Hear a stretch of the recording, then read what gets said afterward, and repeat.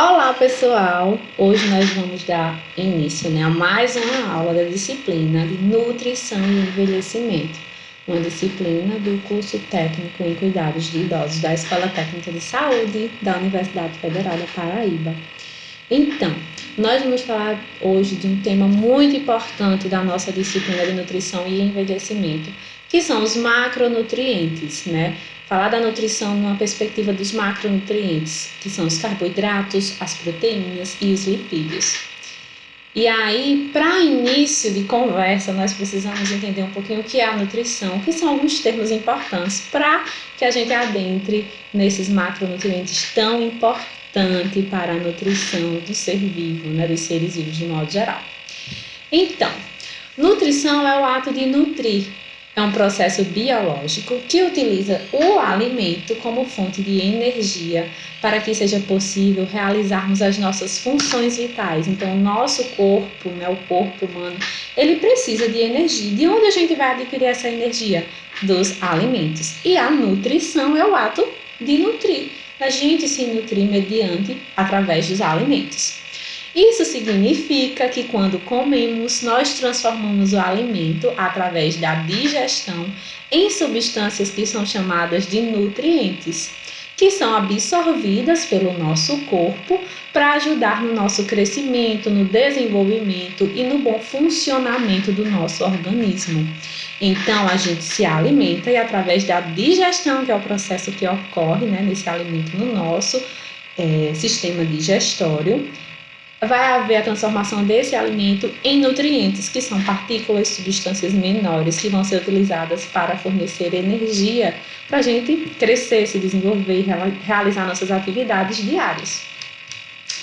Então, nutrição é fonte de vida, A gente tem um conceito atual e moderno de nutrição que ela serve para a manutenção da nossa vida, uma saúde preventiva. Quando eu falo de saúde preventiva aqui, entra aquele conceito, que nós somos o que nós comemos.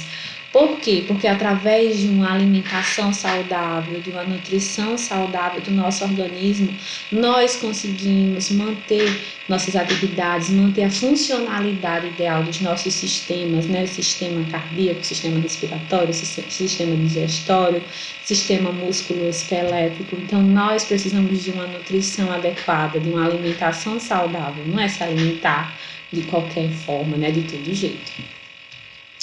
Então, é bom saber que os alimentos, eles são complexos, Eles são complexos de nutrientes. Existem vários nutrientes, na maioria das vezes, numa maçã, num prato de feijão com arroz, não existe só um nutriente específico.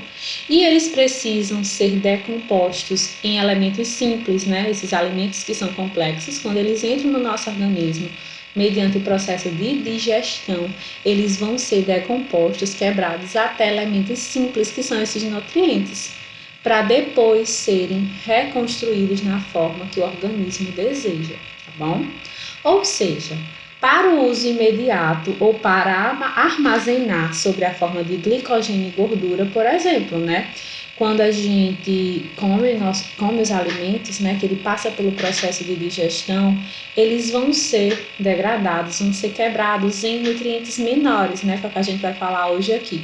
E parte desses nutrientes, eles são utilizados de modo imediato, porque a gente está a todo momento gastando energia, se movimentando, a gente está respirando, o nosso corpo ele não para, Então, esses nutrientes, eles podem ser utilizados de forma imediata, como também parte dos alimentos que a gente come, eles são armazenados, Um estoque de energia para os momentos posteriores, porque também a gente não passa o dia todo comendo.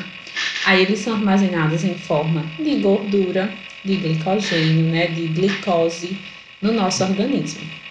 A saliva, por exemplo, ela que está presente na nossa mastigação, ela é de grande importância no início desse processo, de degradação dos alimentos complexos em nutrientes, de quebra para os nutrientes menores.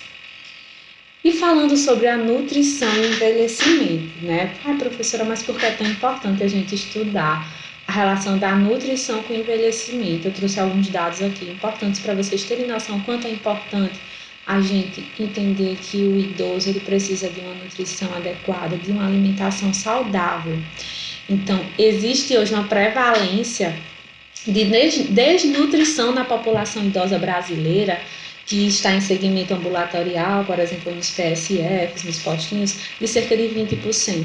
Então, desses idosos que eles vivem em acompanhamento, né, nos PSFs, nas unidades básicas de saúde da família, 20% eles são desnutridos, né, apresentam desnutrição. E entre os idosos hospitalizados, ainda é mais grave. Então, foi observado que os idosos que estavam hospitalizados nos leitos de hospitais, eles tinham uma porcentagem de desnutrição de 60%, é muito alto, né? De 100 idosos que estão hospitalizados, 60 eles apresentam desnutrição. Então, esses dados, eles refletem a importância de se evitarem ou retardarem perda de pesos indesejáveis. Ou, a gente tem que fazer o quê? A gente tem que fazer monitoramento do estado nutricional e que tipo de alimentação esse idoso está tendo, né? Para permitir melhorar esse consumo calórico, né? Em um consumo de calorias saudáveis que a gente fala, né? Na alimentação saudável e, consequentemente, diminuir essa carência de nutrientes essenciais para o organismo. Então, gente, essa intervenção que a gente chama, esse acompanhamento nutricional, quanto é importante a gente observar o nosso idoso com relação a se ele tem uma alimentação saudável, se ele tem uma nutrição adequada para o organismo dele, ele visa essa manutenção do peso ideal para o idoso, né? Se a gente observa que o idoso está perdendo peso muito rápido, né? Por quê? Será que ele está se alimentando? A gente geralmente pensa logo na doença em si. Mas será que essa perda de peso não é porque não está se alimentando bem, ele não está ingerindo a quantidade de proteínas necessárias, a quantidade de carboidrato, de gorduras, né, que são os lipídios? Será que não é por esse motivo? Então a gente tem que ficar bem atento. Porque aí sim, se ele estiver com uma alimentação que não seja saudável, com uma nutrição que não seja adequada para ele vai perder peso e isso pode gerar fragilidade no organismo dele e levar ele a desenvolver outras doenças. Assim como também o aumento de peso, ele eleva os riscos do idoso ele apresentar algumas doenças. Então, se o idoso ele pode ter obesidade, então aumenta o risco de doenças crônicas como a hipertensão, a diabetes, né, o acidente vascular encefálico, o famoso AVE, né, que a gente chama, antigamente era chamado de AVC. Então, existem vários tipos de doenças que elas também vêm que tem como fator de risco a obesidade, que é gerada por uma má alimentação, né? Uma má nutrição em excesso, diferente da desnutrição. Então, a gente tem que ter cuidado, né? Tem que estar atento para como é que está a dieta, né? A alimentação desse idoso, para que ele tenha um processo de envelhecimento saudável. A alimentação, diferente da nutrição, que a nutrição é o ato de nutrir, né? Da gente ter esses nutrientes em quantidade adequada no nosso organismo, se alimentar de forma nutritiva, a alimentação é o ato de alimentar-se. Ela é consciente, ela vai depender de cada um, né? Muitas vezes está muito relacionada aos nossos gostos alimentares. Então, a de me alimentar se chama de alimentação. A alimentação normal deve ser quantitativamente suficiente, nem muito pouco, nem em excesso, né? O suficiente para aquele organismo, e qualitativamente completa, né? Qualitativamente completa, o que seria isso, professora? Na quantidade de nutrientes. Não adianta eu estar me alimentando só de proteína, e cadê o carboidrato, né? Cadê a gordura? Não adianta eu me alimentar só de gordura. Cadê os outros nutrientes? Então, ela tem que ser qualitativamente completa, ou seja, ter todos os nutrientes, ser balanceada.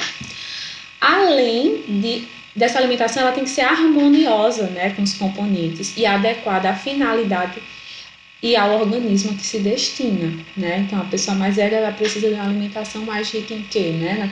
Naquela situação, a pessoa tem uma determinada doença, ela precisa mais de uma alimentação rica em proteínas, uma alimentação rica em carboidratos, precisa introduzir gorduras saudáveis na alimentação, por exemplo, para diminuir o colesterol ruim que a gente fala. Então, tudo isso, né? A gente volta àquele ditado, né, popular. Ditado popular, na verdade, que é meio que uma lei, né, da nutrição. Você é o que você come. Isso realmente tem muito a ver. Isso é muito importante a gente saber que realmente nosso corpo ele vai refletir parte daquilo que a gente escolhe comer, como é a nossa alimentação no dia a dia.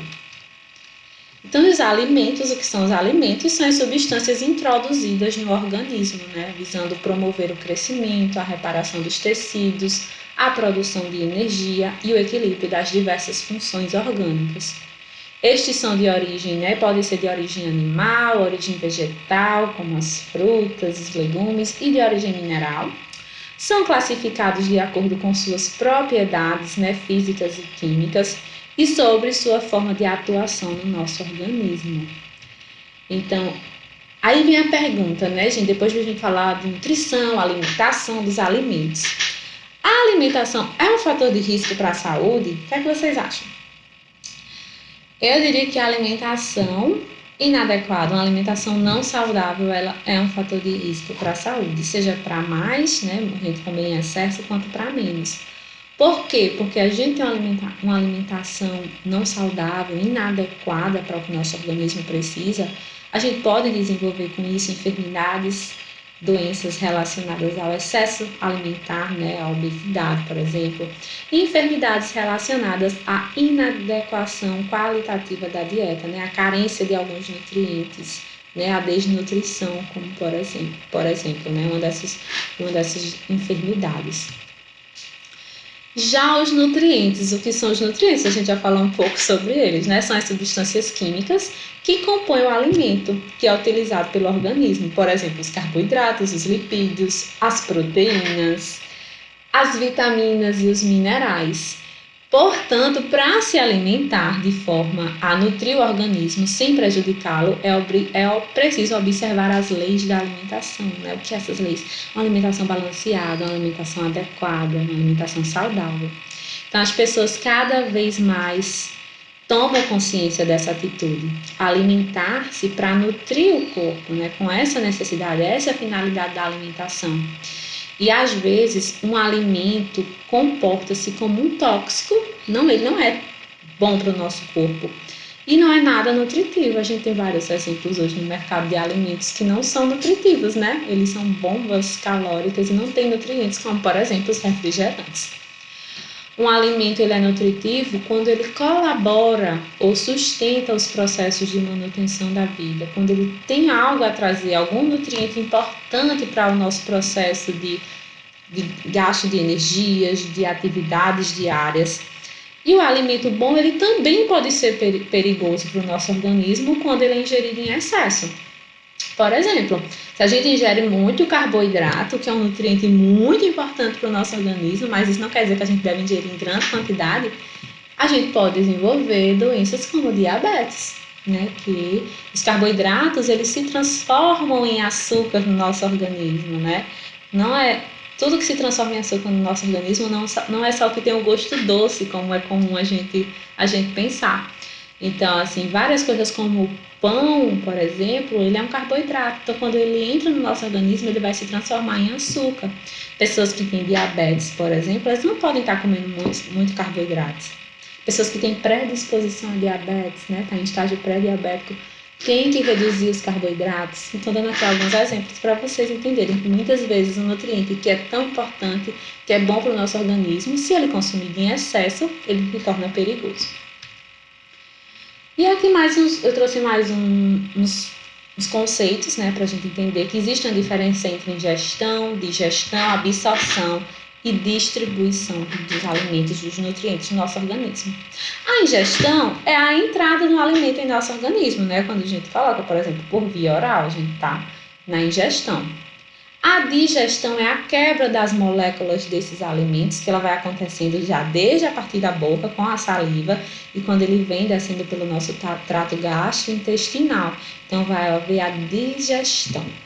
A absorção é a passagem das moléculas para a nossa circulação sanguínea. Então, aqueles nutrientes que, pelo processo de digestão, eles foram quebrados, né, em partículas menores, em carboidratos, em gordura, eles vão ser absorvidos, né? Vai ser a passagem dessas moléculas à circulação.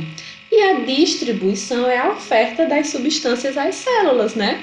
Porque tem que chegar essas substâncias para que as nossas células, nosso organismo, ele consiga desenvolver suas atividades de forma eficaz. Então, os nutrientes, eles são componentes dos alimentos que consumimos e estão divididos em macronutrientes, que é o que a gente vai falar hoje, tema da nossa aula, e micronutrientes. Professora, o que são os macronutrientes? Os macronutrientes são os carboidratos, as proteínas e as gorduras. Eles são mais complexos, são fontes de energia para o nosso organismo. E os micronutrientes, eles são, pelo nomezinho já vê, são nutrientes menores, né? Eles são vitaminas e minerais. Então, apenas os macronutrientes são responsáveis por fornecer energia, né, em forma, por exemplo, de glicose para o nosso organismo, que às vezes é indicada como caloria do alimento, né?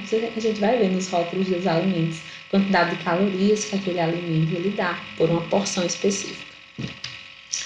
Então, vamos começar com o nosso primeiro macronutriente, que é o carboidrato. Os carboidratos, eles estão presentes nos pães, nos cereais, nos biscoitos, frutas, massas, tubérculos como a mandioca, né, a macaxeira, a batata inglesa e nas raízes, né, cenoura, beterraba, as raízes que a gente consome geralmente na nossa dieta. Então, esses alimentos são fontes ricas de carboidrato.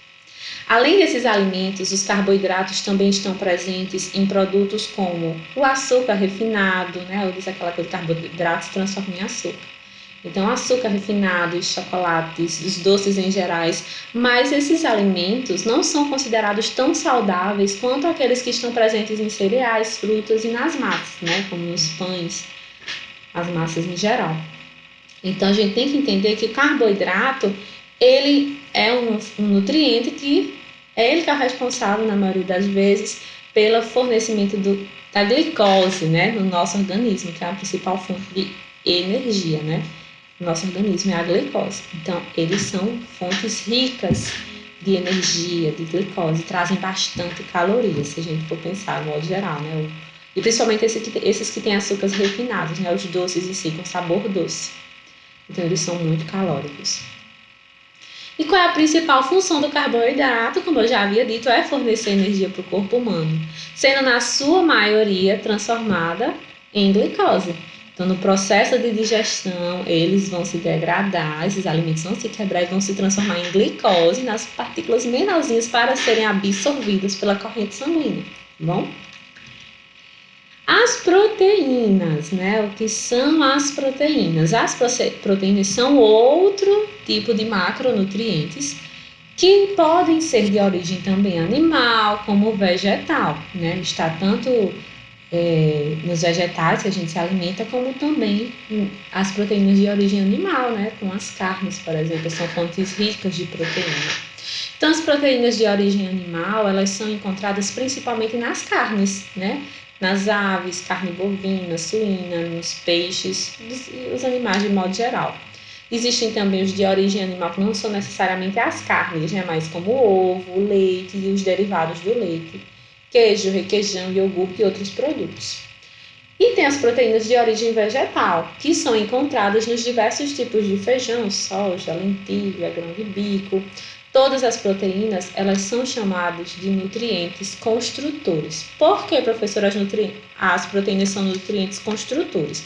Enquanto os carboidratos, eles se transformam rapidamente em glicose, fornecem energia rápido para a gente, as proteínas, elas vão trabalhar muito, são responsáveis pela formação dos músculos e tecidos do nosso organismo. Não sei se vocês lembram, assim, quando a gente vai para a academia, né, a gente faz a musculação, existe um trabalho muscular, geralmente a gente é orientado a se alimentar melhor de fontes proteicas, ricas em proteínas, em carnes.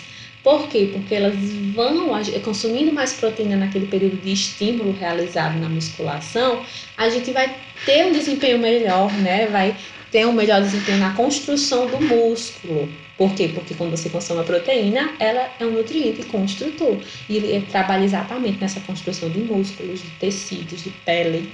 Então, por isso que são considerados nutrientes construtores. E temos um outro macronutriente muito importante, que são as gorduras, também chamadas de lipídios.